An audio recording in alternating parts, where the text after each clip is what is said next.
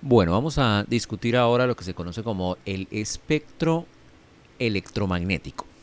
Bueno, antes de continuar, vamos a hacer énfasis de nuevo en, en el campo eléctrico de la onda electromagnética que estamos tratando, ¿no?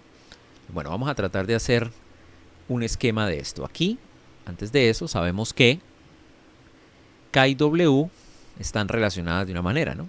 Entonces, si C es la velocidad de la onda electromagnética, que en el vacío es 3 por 10 a la 8 metros sobre segundo cuadrado, esto concuerda con ser W dividido entre K.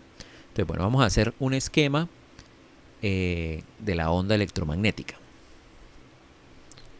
Entonces tenemos nuestro eje Y, nuestro eje X y nuestro eje Z. Esta onda, este campo, tiene una función del tipo de onda que se propaga en la dirección X, ¿no? Aquí está la X. Se propaga en la dirección X y tiene dirección transversal a la dirección de propagación. Entonces aquí no voy a dibujar el campo magnético por simplicidad, pero ahí existe, ¿no? Ahí está. Bueno, aquí he dibujado para t igual a 0, ¿no? Entonces, ¿cómo se comporta? Por ejemplo, el campo en este punto, en t igual a 0, va hacia arriba y tiene esta magnitud, ¿no? En t igual a 0, el campo que queda en este punto X, pues es negativo y tiene esta magnitud, ¿no? Entonces, esto es como si tomáramos una fotografía en t igual a 0. ¿Cómo es el campo en cada uno de los puntos, ¿no? Entonces, el campo va en la dirección J. He dibujado el campo en todo el eje X, ¿no? Pero realmente el campo en todos estos puntos circundantes también va hacia arriba y también va hacia abajo en algunos puntos, ¿no? Eso no hay que perderlo, digamos, de vista. Solo estoy dibujando los puntos que están sobre el eje X, ¿no? Por ejemplo, el campo eléctrico por aquí, en este punto. Entonces, si lo dibujáramos, vamos a suponer que está a la misma distancia X. Si lo dibujáramos, nos daba exactamente igual a este, ¿no? Entonces, en todos estos puntos existe campo eléctrico, ¿no? Esto es lo que nos dice la función del campo vectorial, ¿no? Pero estoy dibujando solo los que están sobre el eje X. Bueno, aquí podemos entonces identificar la frecuencia y la longitud de onda. La longitud de onda la estoy mostrando acá, ¿no? Entonces es la distancia que hay de aquí hasta acá. Y aquí vuelve espacialmente y se repite la onda, ¿no?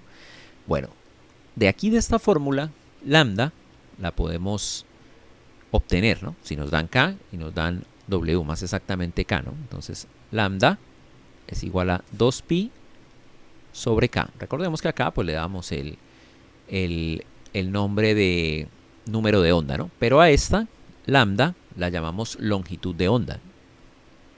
Y la frecuencia, F, es W sobre 2pi, ¿no? De tal manera que W es igual a 2pi por F y K es igual a 2pi sobre lambda, ¿no? Y de aquí de estas dos, si uno divide, ¿no? Si divide W sobre K, ¿eso cuánto le da? Entonces tenemos W, tenemos 2pi F y aquí tenemos 2pi sobre lambda, ¿no? Entonces esto nos da F por lambda y eso es igual a C. Bueno, entonces la fórmula nos queda C es igual a lambda por F. Bueno, ¿esto qué implica? Esto implica que si F es muy grande, lambda es muy pequeña, ¿no? Bueno, ¿por qué? Porque, por ejemplo, lambda es igual a C sobre F, ¿no?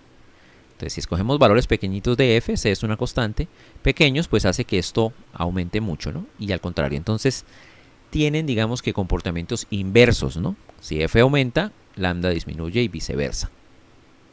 Bueno, hay una cosa importante aquí. En la naturaleza, nosotros no encontramos cosas tan ideales como esto de acá, ¿no? Entonces observen este campo eléctrico.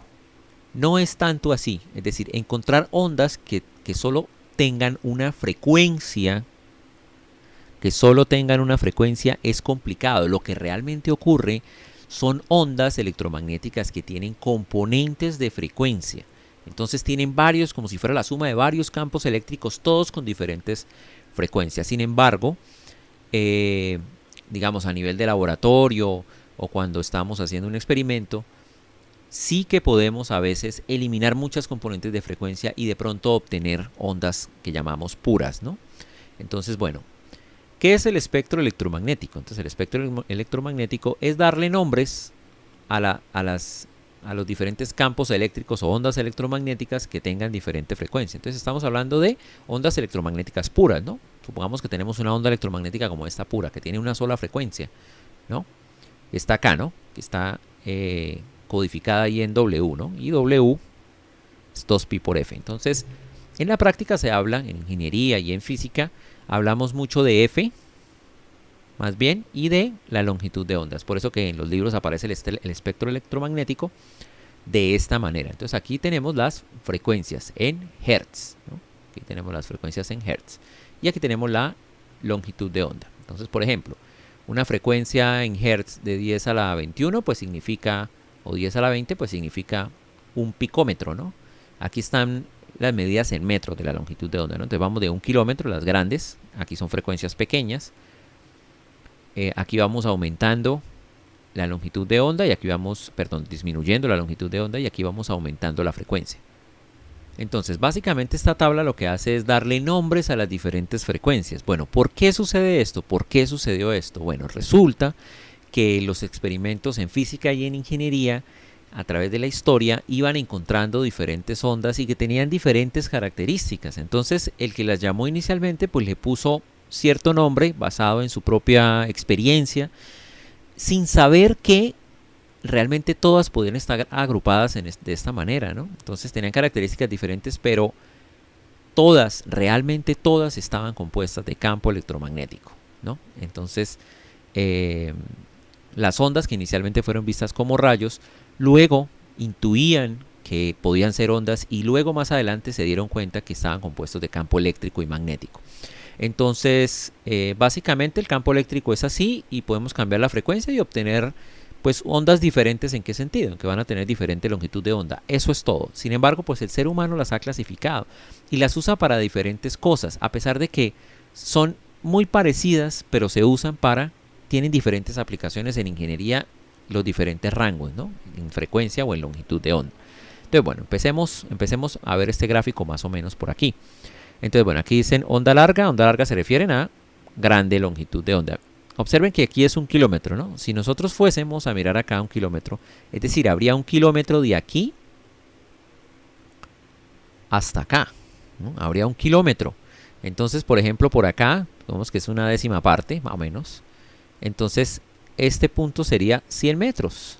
Y el campo eléctrico sería más o menos, digamos, constante en todo ese rango. Es decir, por ejemplo, si escogemos, no sé, 1 metro, por aquí 1 metro, entonces el campo es casi igual en ese metro, ¿no? Entonces en distancias pequeñas el campo es casi igual, las variaciones son pequeñas, ¿no? Sí, para ondas de longitud de onda larga, ¿no? Bueno, aquí viene algo que hemos conocido, todos hemos hablado de ondas de radio, ¿no? Entonces aquí está el AM y el FM. En cuanto a longitud de onda, el AM más grande, el FM más pequeño. Y aquí vamos aumentando en frecuencia, ¿no? Aquí vamos aumentando en frecuencia, 10 a la 6, 10 a la 8. Bueno, ustedes notarán, digamos, en lectura del libro o en lecturas en internet o lo que sea, que ondas más energéticas son las que tienen mayor frecuencia. Pero si ustedes ven, nosotros teníamos esto, ¿no? Densidad de energía igual a 1 medio epsilon 0 E0 cuadrado. Y por ejemplo el vector de Poynting, ¿no? Vector de Poynting que era algo más o menos como C por U para este caso, ¿no? En la dirección del vector de Poynting, vamos a ponerle K, que es lo que veníamos trabajando. Y U no depende de la frecuencia de ninguna manera. Entonces este tipo de razonamiento energético es el razonamiento energético clásico. Se habla de que a mayor frecuencia es mayor energía, se habla a partir de que descubrimos que en ciertos experimentos lo que realmente importa en cuanto a términos energéticos es la frecuencia. Entonces más adelante en el tema también vamos a ver ese fenómeno, el fenómeno en el cual la energía no nos la está dando la amplitud del campo eléctrico. Ojo, porque aquí la energía la da la amplitud. Mientras más amplitud, mayor energía. Después vamos a ver que lo que da esto es la cantidad de fotones. Y la frecuencia nos dice cada fotón cuánta energía tiene. Pero desde el punto de vista clásico, más frecuencia no significa mayor energía, ¿no? A pesar de que muchos libros lo digan y a pesar de que internet lo diga, etc. ¿Okay? Entonces, bueno, vamos adelante, vamos a ir haciendo lecturas al respecto.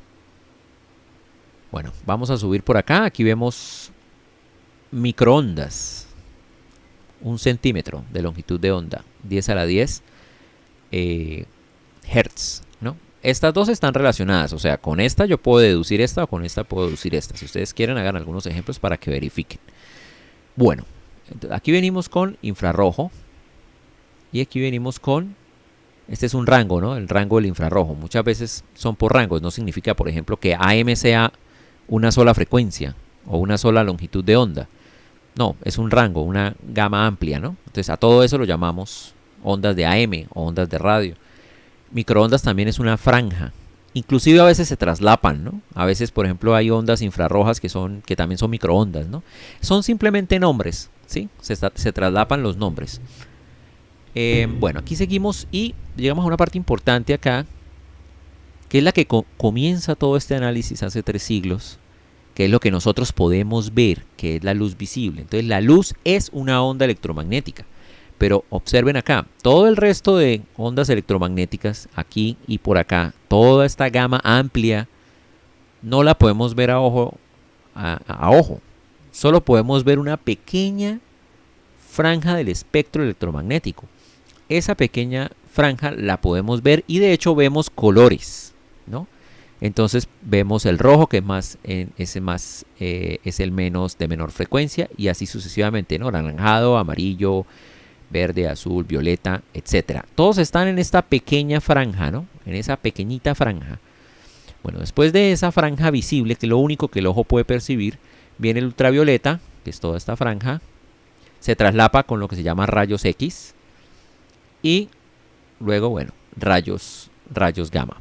Aquí uno puede hacer también muchas clasificaciones. Esto es solo una clasificación que históricamente ha surgido y que no son útiles en ingeniería clasificar eso, ¿no? Entonces, bueno, vamos a hacer una lectura del libro que puede aportarnos, digamos, alguna cosa para este contexto. Entonces dice así: las ondas de radio, cuyos intervalos de longitud de onda llegan más allá de 10 a la 4 metros a casi 0.1 metro, porque es un rango, ¿no? No es algo fijo, no son 10 a la 4, sino es un rango, ¿no?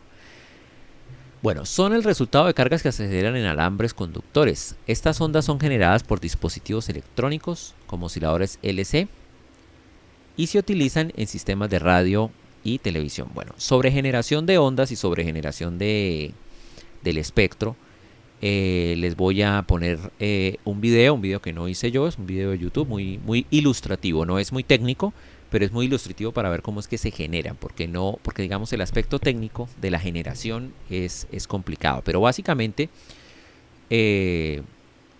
para esto se usan antenas, ¿no? Entonces una antena es más o menos, vamos a hacer un esquema acá, es más o menos que tenemos una fuente de voltaje, ¿sí? Una fuente de voltaje variable, ¿no?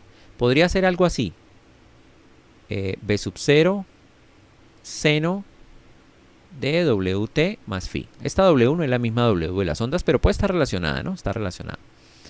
Bueno, entonces, ¿qué es lo que se hace acá? Lo que se hace es que como el voltaje va variando, entonces va a haber las cargas que están acá en este metal de la antena, van a empezar a irse para allá y para acá. Entonces a veces vamos a tener carga positiva acá y negativa acá, o a veces vamos a tener negativa acá y positiva acá. Va a ser un movimiento, ¿no? De cosas positivas y negativas. Eso va a hacer que se produzcan, ¿qué? Campos eléctricos y magnéticos. Eléctrico porque hay carga, magnético porque hay corriente.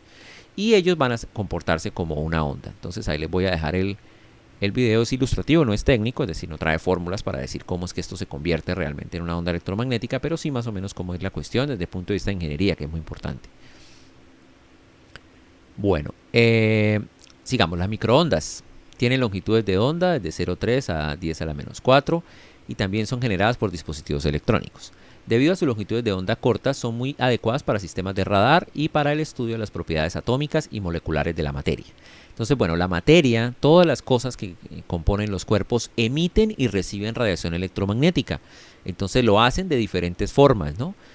Haciendo transiciones electrónicas en los átomos, etcétera. Bueno, es todo, digamos, todo un mundo, todo un universo de generación, no solo esta forma ingenieril que tenemos nosotros, sino que la naturaleza misma las genera, ¿no?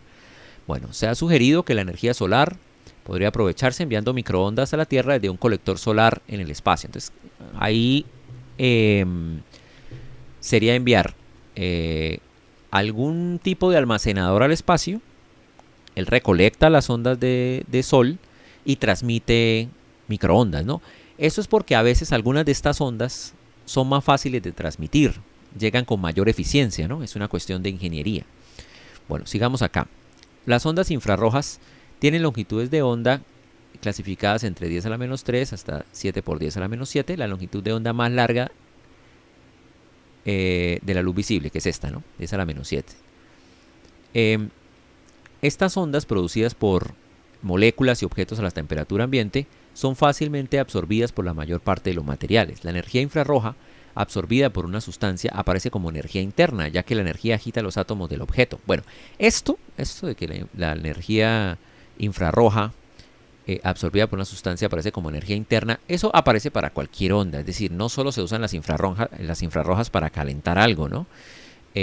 También se puede usar cualquiera porque uno está dando energía. Lo que pasa es que algunas sustancias tienen unas frecuencias de resonancia que hace que se calienten más, ¿no? Entonces no significa que con luz visible no podamos calentar, también podemos calentar, pero a lo mejor con infrarrojas calienta un poco más debido a la frecuencia y a la sustancia que estamos intentando calentar, ¿no? Bueno, aquí qué más dice, lo que incrementa su movimiento vibratorio de traslación y da como resultado un incremento en la temperatura. Bueno, porque la temperatura mide la agitación de los componentes de cada sustancia, de los átomos o de las moléculas. La radiación infrarroja tiene aplicaciones prácticas y científicas en muchas áreas, incluyendo la fisioterapia, la fotografía infrarroja y la espectroscopía vibratoria. Bueno, entramos a luz visible. Es la forma más familiar de las ondas electromagnéticas. Es aquella parte del espectro electromagnético que el ojo humano puede detectar.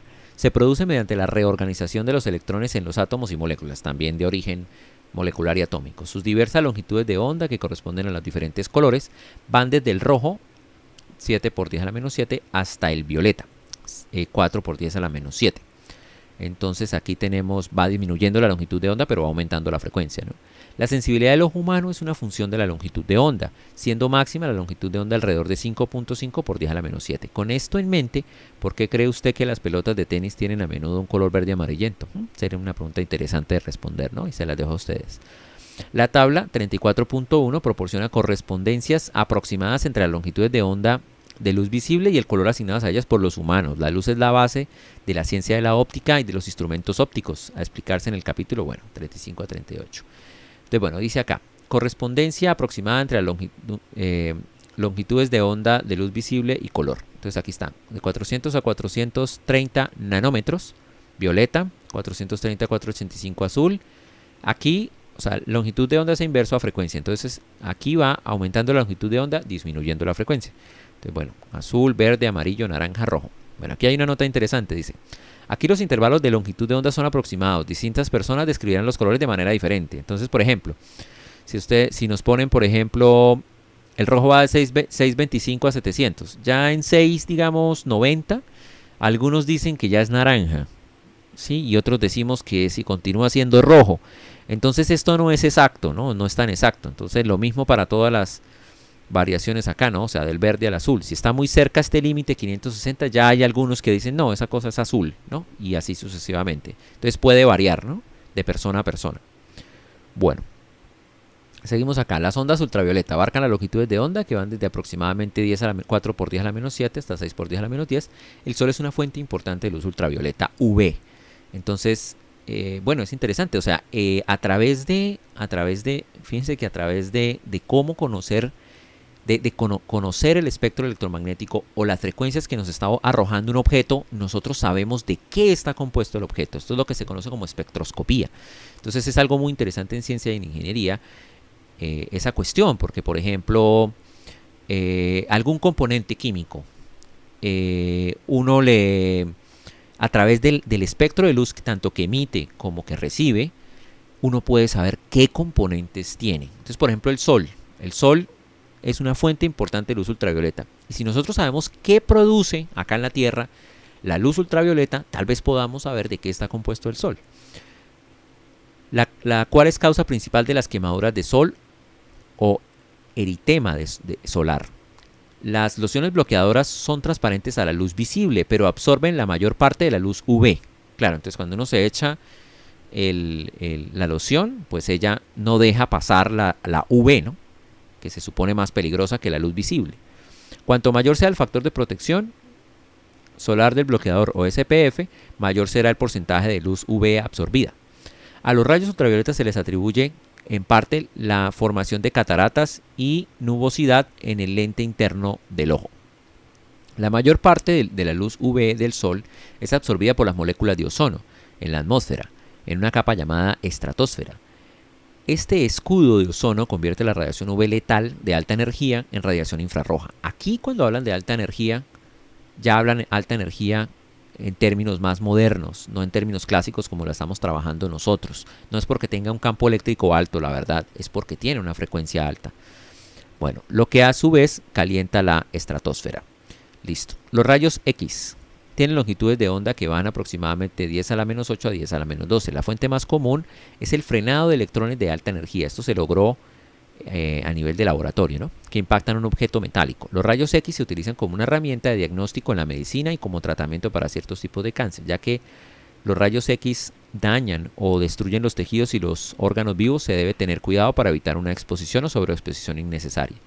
Los rayos X se utilizan en el estudio de estructuras de los cristales, ya que las longitudes de onda de los rayos X son comparables con las distancias de separación de los átomos en los sólidos. Entonces lo mismo, un sólido, nosotros sabemos cómo está compuesto por dentro si nosotros sabemos cuál es el espectro tanto de emisión como de absorción, ¿no? Entonces la sustancia o el sólido emite o recepciona las ondas electromagnéticas y sabemos cómo está compuesto por dentro, ¿no?